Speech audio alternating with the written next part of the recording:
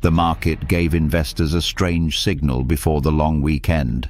The Dow hit a record, but tech sent the warning. That is the tension. If you only looked at the headline, today looked calm. But beneath the surface, Wall Street was not buying everything.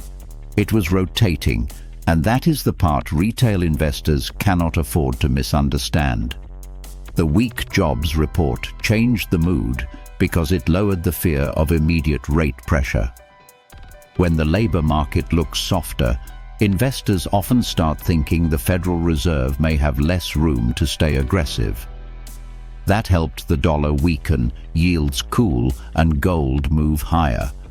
On the surface, that sounds like a cleaner liquidity backdrop. But the calm metrics rule is simple. Price is surface, liquidity is the message. The message underneath was not pure risk-on.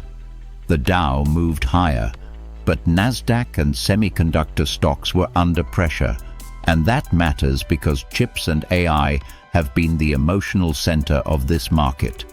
When the most crowded leadership starts wobbling while the headline index still looks strong, the market is telling you that confidence is becoming more selective. Wall Street is not necessarily panicking, but it may be taking profits where the trade became too crowded. This is where retail can get trapped. A record close can feel like confirmation, especially before a long weekend when people have more time to stare at charts and second-guess themselves. But a strong Dow does not mean every part of the market is healthy. It may simply mean money is moving from one story to another. Relief is not the same thing as conviction. So the real question before Monday is not whether the market was green or red.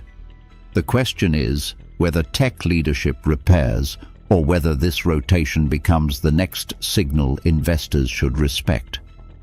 Bitcoin trying to bounce, gold moving higher, yields cooling, and chips selling off are not separate stories.